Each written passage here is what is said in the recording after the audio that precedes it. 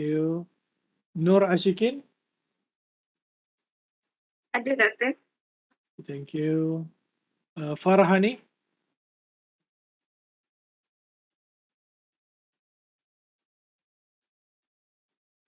Okay. Nur Alia Damia. Ada doktor. Okay, thank you. Muhammad Nazri. Then Musyah Halidan. Ada. Okay, thank you. Siti Nurliana.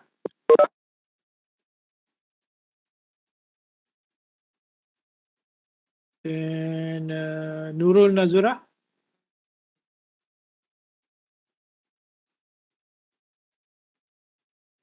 Teo Chi Kuang. Then Nur Fakira.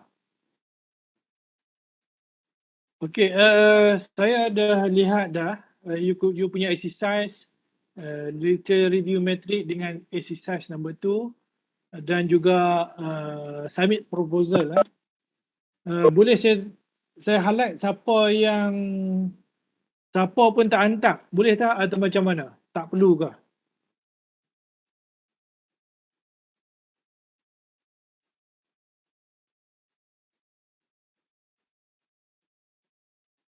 Yang siapa yang dos hantar tu okey lah. Yang tak hantar apa langsung, saya perlu sebut nama tak? Supaya takut dia terlupa dan sebagainya. Nama saya ada tak doktor? Okey, yang saya Apa ayat? Tengku Aminuddin bin Tengku Ibrahim Syukrila 269612. You hantar semua except literature review metric tu tak ada? Tak hantar? Tak ada saya tunggu doktor saya untuk dulu.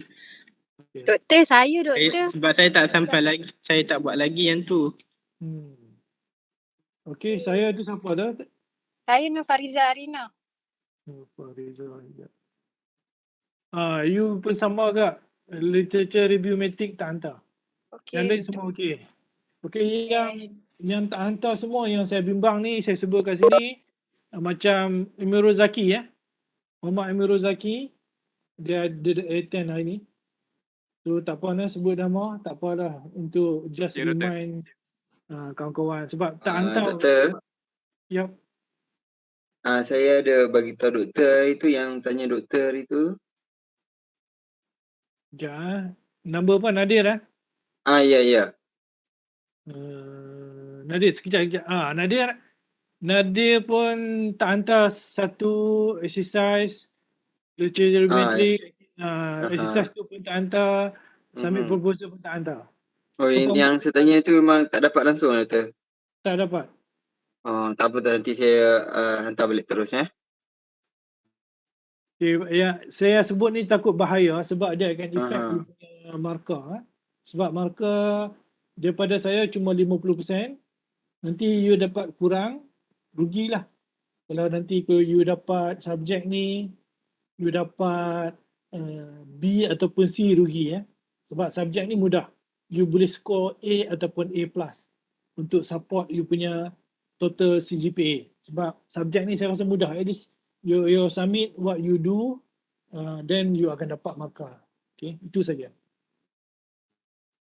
Okay, yang lain-lain tu ada juga yang miss out.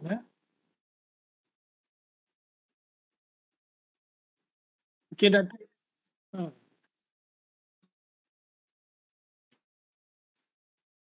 SV yang ya, sama-sama. Dia akan guide you daripada recess sampai you practicum. Okay, sampai you practicum lah, lepas tu sampai you convocations. Adalah SV yang sama. So you akan bersama dia dengan berapa semester lagi lah. Mungkin dalam 2 ataupun 3 semester lagi. Even though you boring, you kena tahan Okay, boleh So just saya nak confirm lagi sekali kat sini, Wan Amirul ada? Wan? Ada lagi So Farahani, Muhammad Nazri. Saya ada, Doktor. Okay, thank you. Muhammad Nazri, excellent. Semua ada, semua submit. Siti Nurliana. Ada Doktor. Okay. Siti Nurliana, sukan. Siti, ya. Okay. Siti semua submit lah. Dan Nurul Nazurah. Teo Chi Kuang.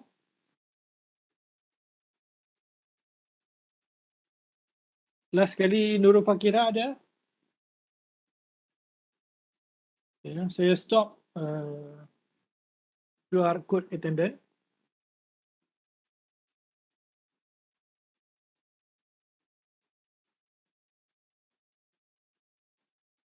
Hari ini kita belajar ada ni topik yang baru.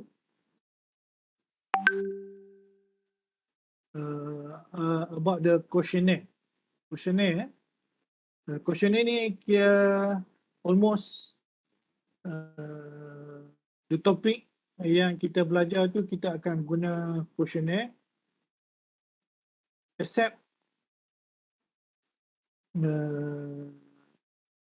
tu siapa yang buat case study ataupun apply research. Okay, apply research mungkin dia akan guna another method, tapi majority of us, among us, kita guna questionnaire sebagai kita punya data collection method. Okay. Kita tengok.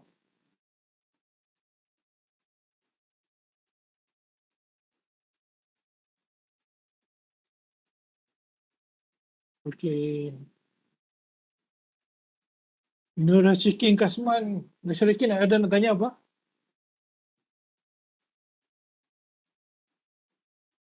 Pasal scan attendant kah?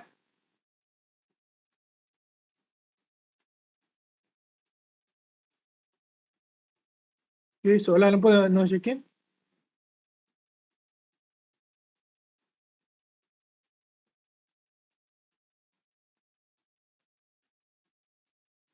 Oh, okay, pasal hantar assignments.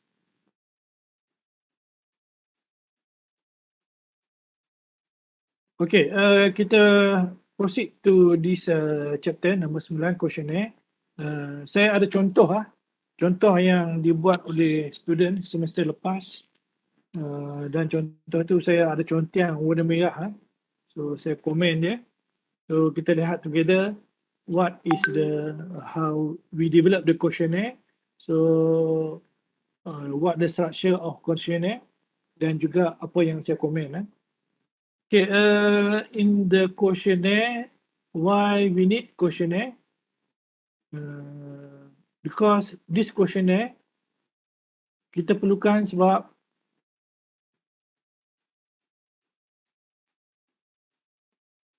apa? Sebab questionnaire is the set of question. Okay, set the question that means kita tanya about the demographic. Demographic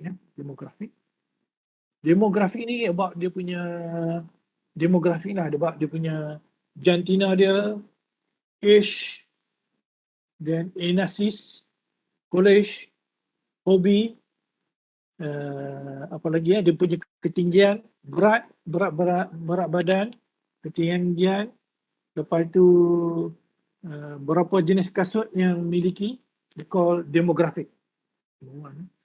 Number 2 about the quotient. Kita akan tanya soalan IV dengan DV. Kita akan tanya about the IV, dan last kali nombor 3 kita tanya about the DV lah. Kita punya questionnaire. So kita nak tanya all this question tu, the structure dia panggil questionnaire. Dan kita akan submit this questionnaire kepada respondent. Kita lihat kita punya respondent. So tetapi kita nak pilih responden, kita kena lihat population. Okay, kita lihat population, then baru kita decide a sample. Decide sample lah. Dan sampel ni adalah kita punya population lah. Kita punya responden lah kat sini. Sampel ni adalah kita punya responden. Okay, kalau contohnya kita nak study UUM punya responden. So saya just tanya Nurul Natasha. Nurul? Okay, UUM student kalau kita buat study dia punya population about 33K. 33,000. What is sample size?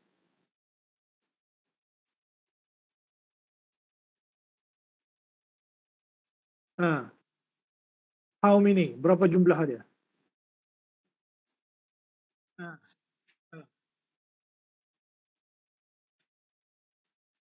Salah ha? Salah. You kena refer dekat Craigie Morgan table, lebih kurang 387 kot. You cuba tengok ni, type Craigie Morgan.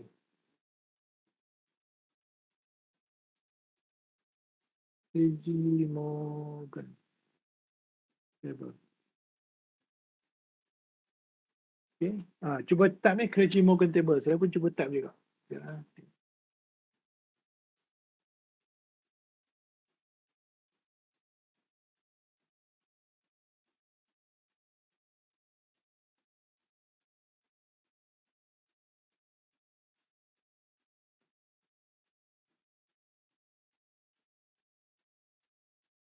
Okay, dekat Craigie Morgan table, you tengok dia punya N. 320. Correct. About 300. Kalau dalam 30K, 322 ah. Betul tak tahu. 322. Sorry. Buat tengok table lah. Saya tengok table kat sini. Between 30,000 to 40,000 lah. So 30K to 40K. So probably 3222. Ini jumlah sampel you kena ambil kalau you study about UM student.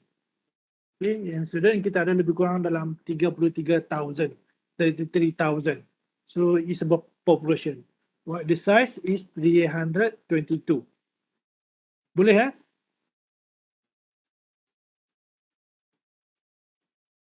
Boleh doktor.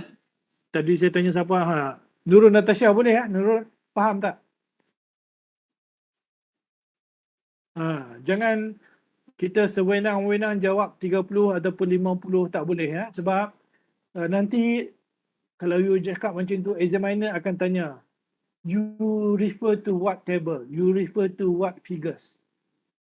Dia kata kita pakai agak-agak, tak boleh ya. Sebab dalam statistik dia kena ada figures. Dia kena ada facts. So kita punya fact, kita refer dekat, sebelum ni saya pun dah ajar, kita refer dekat Craigie Morgan table. Okay? Dekat table tu dia dah susun dekat kita population berapa, sampel berapa. Jadi kita just ambil daripada situ. Okay? Jadi kita kalau semalam ke 2 hari lepas saya lihat ada satu survey. Dia menyatakan mengambil data dekat 10,000 orang. 10,000 K. Okay, 10,000 K. Data dia ambil. Ini tak betul lah. Untuk kita yang belajar statistik, ini betul, tak betul. Tak perlu lah. So kita just follow the table. Because the table sample tu dah cukup. Even though kita ambil 10K, data dia akan sama dengan 322 ni. Sama saja. That's why siapa yang belajar statistik macam kita, belajar research dan sebagainya, kita tahu dia punya flow lah. Kan kadang-kadang kita dengar maklumat daripada radio atau TV, tengok how many sample dia ambil. Kalau dia kata dia ambil sampai 15,000, Okay, itu benda tak betul. Okay. Maksudnya that may be population, tapi sampel dia berapa? Okay. Everybody understood? Any question? Ada soalan?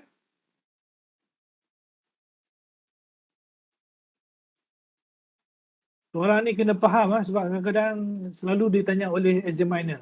Masa you present poster nanti dia akan tanya. Okay, dia tanya you how you take the sample, how you decide the sample. Soalan-soalan cepu mas. Okay, then okay. Nak tanya jika responden saya bukan UUM punya student, then macam mana saya nak tentukan You, siapa you punya field? Siapa you punya respondent? Hilang dah. bukan Industri. di electrical industry punya manufacturing. You kena cari dalam FMM. Ini dia punya laman web dia, FMM. Federal of Manufacturing Malaysia. So dalam FMM ni banyak company macam electrical and electronic company, chemical industry, many industry dia register dalam this persatuan. So dalam this persatuan dia ada list down how many population dalam that group. So you boleh decide what is sample size. Okay. FMM, they mean I think Federal of Manufacturing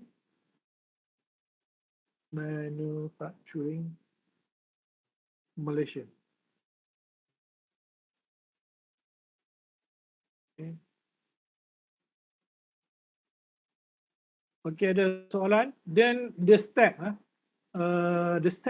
step number 1, we need to determine the content of questionnaire.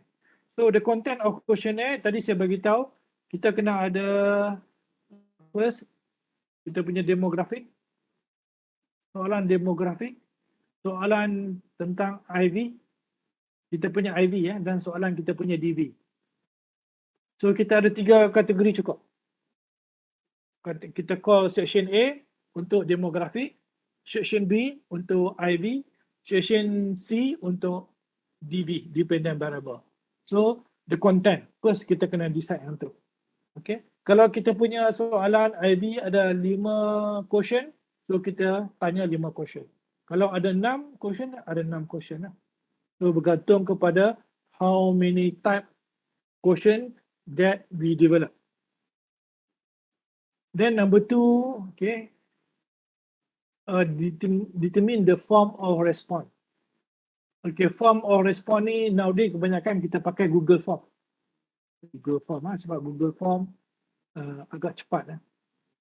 Sebab Google Form, that mean you just develop Google Form, you send to address your respondent, they just buka their answer, then return back to you. Okay, so we need to identify. Zaman saya dulu kena buat dalam bentuk mail kena surat-surat. So zaman saya dulu belum ada kemudahan internet. So we develop the surat, we send by mail. So dia agak makan masa.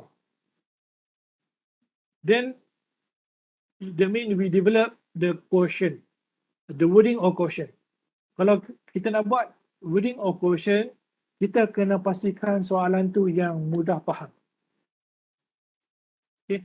Yang kita sendiri faham, responden pun faham. Kita jangan guna ayat yang bombastik, okay, yang kita nampak menarik tetapi responden tak faham. Rugi ya. Kita nak dia jawab, jadi dia kena faham. At least kita kena do the call sini dia panggil reliability ataupun validity. Okay. Ini dipanggil proses. Dia kena buat reliability and validity. Okay, reliability and validity ini proses untuk pastikan soalan yang kita tanya tu adalah soalan yang mudah faham dan understood by everybody. So they have the process tu nanti dalam SPSS. Then quotient in sequence. Quotient in sequence bermaksudnya kita kena pastikan demografik soalan tu kita tak campur dengan IV ataupun DV lah. Bermaksudnya demographic session kita just tanya demographic saja. Kita tak boleh mix. Sekejap kita tanya DV, sekejap kita tanya IV, lepas tu kita tanya demo, dia tanya IV, tanya DV, tak boleh ya. So respondent akan pening, kita juga akan pening. Both pening ya. So last kali is right cover letter. Right cover letter ni penting lah sebab dia nak respondent nak tahu where are you. You come from UUM ataupun any places ah. Why they need to understand where you come from. Okay. So yang ni penting lah. Kadang-kadang orang terlupa. So kita kena letak UUM logo there. So write the letter, inform the respondent the purpose of our study, then the purpose of collect question, then we attach together with the question. Okay, so far any question, ada soalan?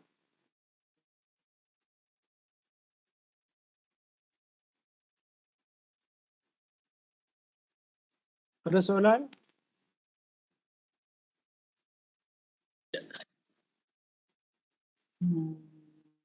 Okay, the next kita tengok slide questionnaire content. Questionnaire content ni dia adalah berasaskan daripada kita punya framework. Okay. Kita punya framework ni adalah antara IV. Kita ada IV. Then kita go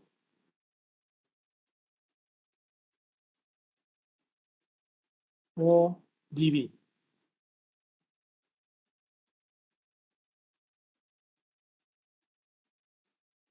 Ini basic ya. So kita ada IV independent variable, kita ada DV dependent variable. Ini dipanggil framework. Ini dipanggil framework. Okay. Kita punya questionnaire adalah berdasarkan framework. Bermaksudnya apakah kita punya IV dan apakah kita punya DV. So kita tanya yang ni saja. Soalan lain kita jangan tanya sebab no relationship. Then number 2 about the measurement. Okay, measurement usually kita akan guna Likert scale untuk IV dengan DV. We call Likert scale. Likert scale lah. Likert the mean the name of person lah, nama orang lah. Kita develop Likert scale 1 to 5. Ini untuk IV dan juga untuk DV. Untuk demografik kita tak guna Likert scale, kita guna kategori ataupun kita pakai nominal data ataupun ordinal data. Okay. Kita tanya gender kan, male or female, is nominal data dan sebagainya. Tapi untuk IV dengan DV kita pakai Likert scale. So 1 to 5. 1 strongly not agree. 5 is strongly agree. So between that dia akan marks dekat mana dia lah. So kita akan pakai measurement exactly kita dapat the answer. Sama ada number 3, number 4 or number 5 or number 1. Okay. This one about the measurement. Then the question they have two types. That means we have the closed and we have the open-ended question. So the closed question, that means we do the quick decision ataupun kita nak dapat good response. Then another one kita boleh convert to coding. Coding tu macam tadilah Likert scale tu 1 to 5. So kita boleh guna this code untuk kita punya analisis. Okay, then another one open-ended question. Open-ended question ni kebanyakan kita recommended kepada untuk qualitative study. Okay, quantitative study ni kita bagi close question. Open-ended ni kebanyakan untuk applied research. untuk case study sebab dia nak dapatkan maklumat, dia terpaksa buat open question. Sebab dia nak dapatkan maklumat what the real issue happen in the plant. Okay. Then the question, macam mana kita nak develop question?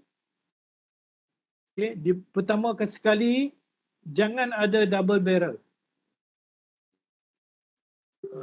Double barrel bermaksudnya kita ada kita buat satu sentence tetapi kita tanya dua soalan. Okey, saya ambil contoh kita ambil contoh nak tanya No Fakira, ada kat sini No Fakira?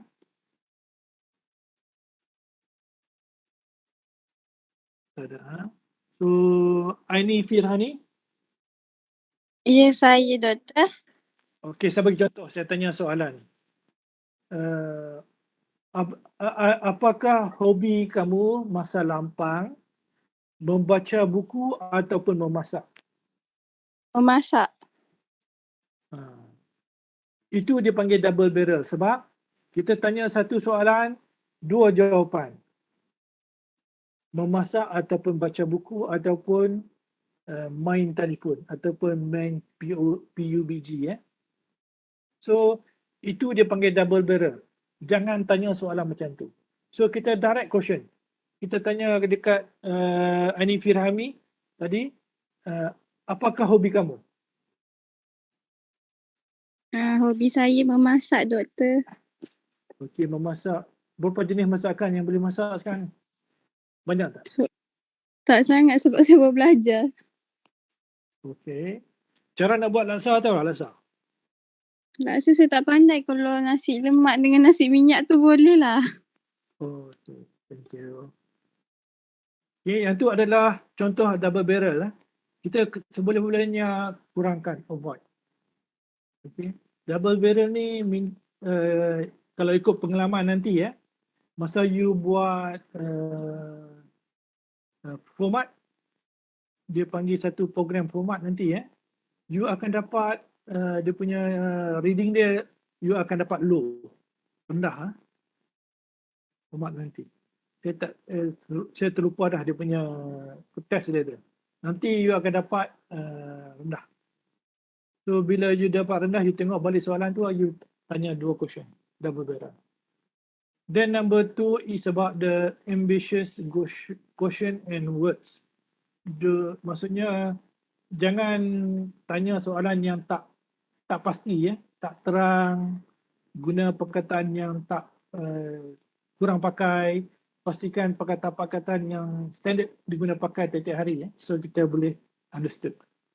Then ordinary words. Okay, gunakan perkataan ordinary Okay, avoid bias question. Bias question maksudnya kita paksa dia untuk jawab yes. Maksudnya saya tanya Akmal Hakim. Saya doktor. Okey, macam bias question saya tanya Akmal Hakim. Okey, Akmal Hakim, you minat apa waktu lampau? Waktu lapang. Saya suka main game. Game. Dan you tak boleh pilih game, you kena pilih bola sepak saja. Macam tu.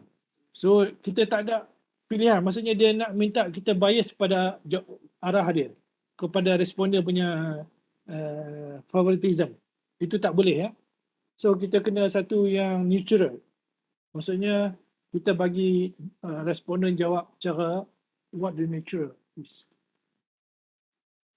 Then social disability ni tak dinyatakan, tak perlu. Recall dependent question ni pun tak ni sangatlah. Bisa tengok contoh. Okay. Seterusnya,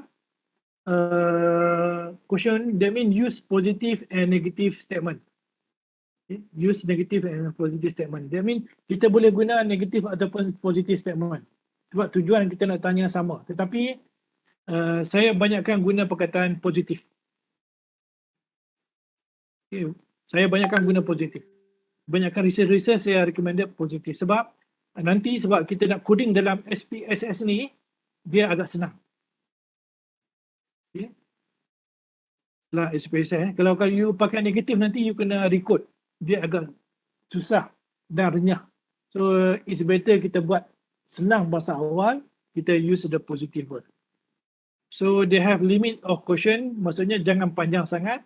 Rule of thumb below than 20 words. That mean full one line. Kalau boleh one line saja. Okay? Ini rule of thumb lah. Tapi kita bergantung juga pada IB dengan diri kita. Kalau boleh kita cuba minimizekan. Then another one, sequence cara dia, kita akan tanya soalan yang senang dulu. Then baru kita tanya soalan yang sukar. Sebab bila-bila kita bula-bula jawab telefon, jawab responden, kita bila ada soalan yang senang kita seronok nak jawab. Kan? Begitu juga dalam exam lah. Kalau kita easy question, kita very happy ya. Last kali baru difficult. Susah. Kalau kita bagi susah dulu masa awal, student dah give up. Itu beberapa teknik untuk exam. That's why dalam questionnaire pun sama juga. Kita kena tanya soalan yang mudah dulu, then after that baru kita tanya soalan little bit difficult. Ada juga kita boleh tanya general dulu, after that we asking about the specific. Ini macam mana kita sequence, kita susun soalan tu untuk kita tanya responden. Then cover letter.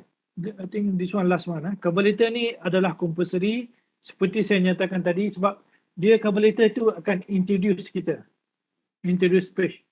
Dia akan explain kita daripada mana, nama apa, matric number, from what school, the purpose of our study.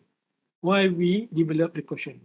So, dia kena ada identified you punya researcher, you punya name.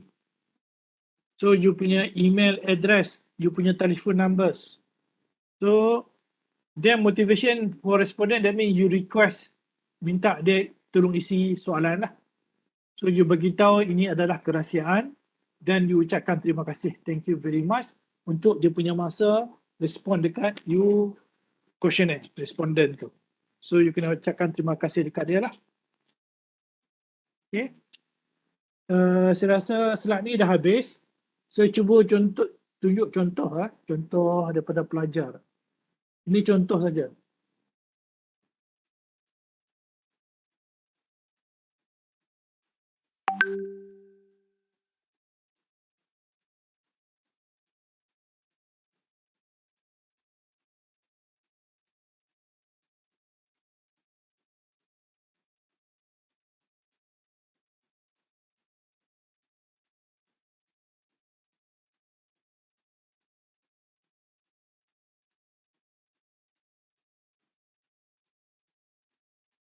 Okay, ini contoh dia daripada one of the student. Dekat atas ni, you kena bobo UM logo. You kena bobo UM logo, then you write down your punya research topic. What is your research? This research, they want to study about the impact of online learning in the remote area on the academic performance during the COVID-19. A study of UM students. Okay, this one dia nak study online learning dekat remote area. So compare to it the academic performance during the COVID lah. So dekat sentence ni, second sentence, you kena introduce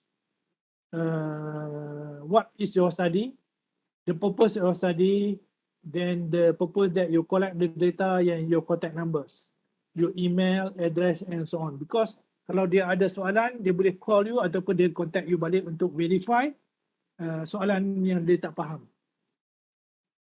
Then section A, they have the demographic.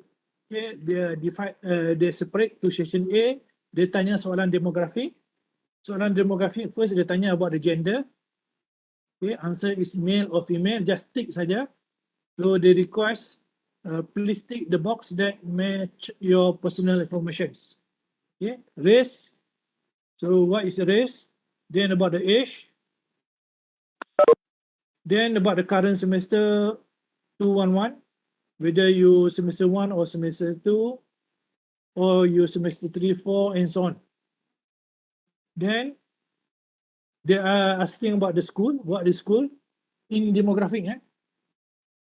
Then they're asking about CGPA because they study about the CGPA performance.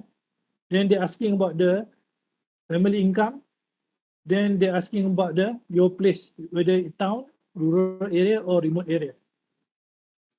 Because the student, they don't know what location, okay, respondent don't know.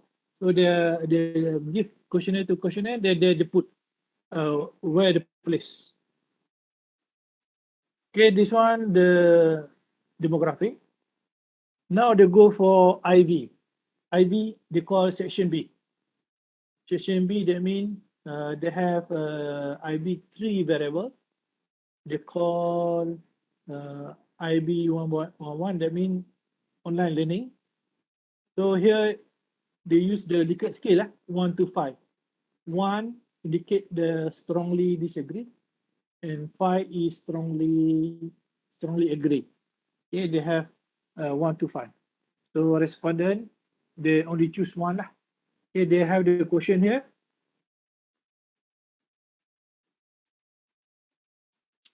Okay, question boleh kita minta Nurul Nazirah, Nurul.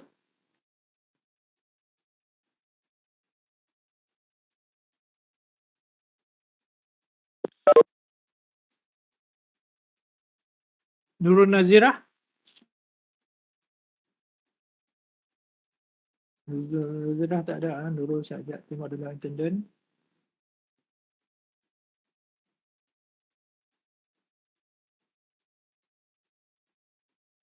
Oh, Nurul. Tak ada kat sini. Mungkin siram pokok bunga. Okay, here example. Example,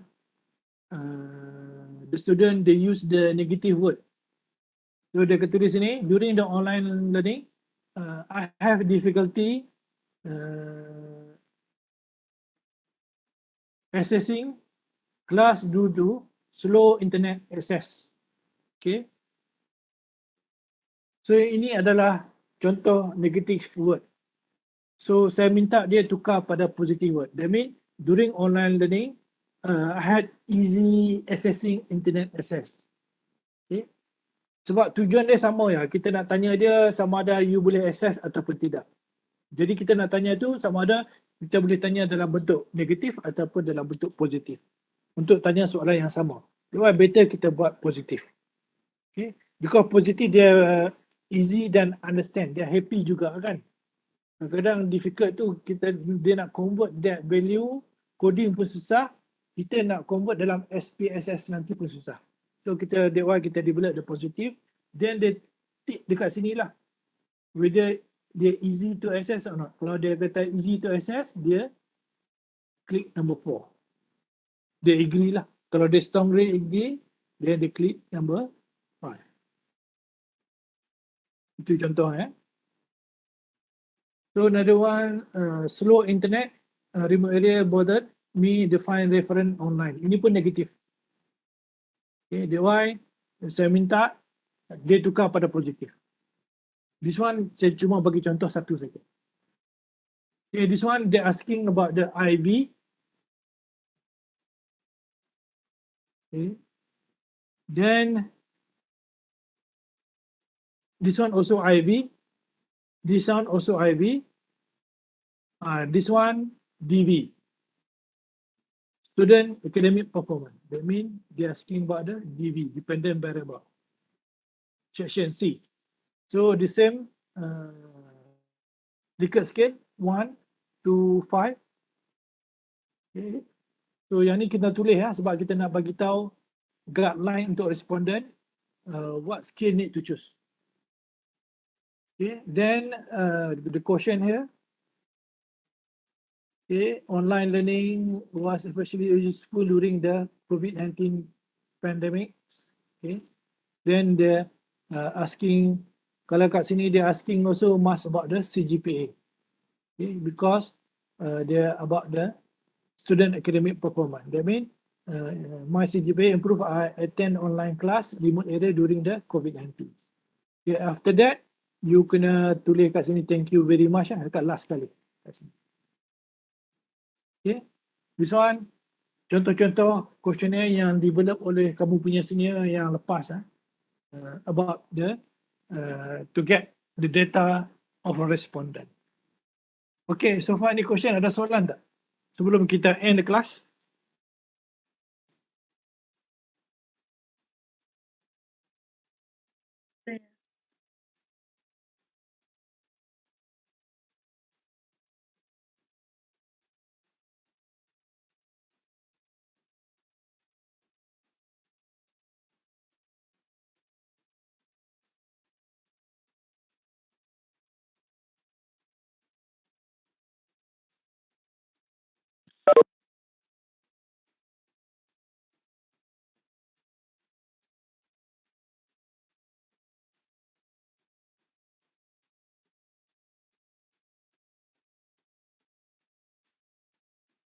Ada soalan tak?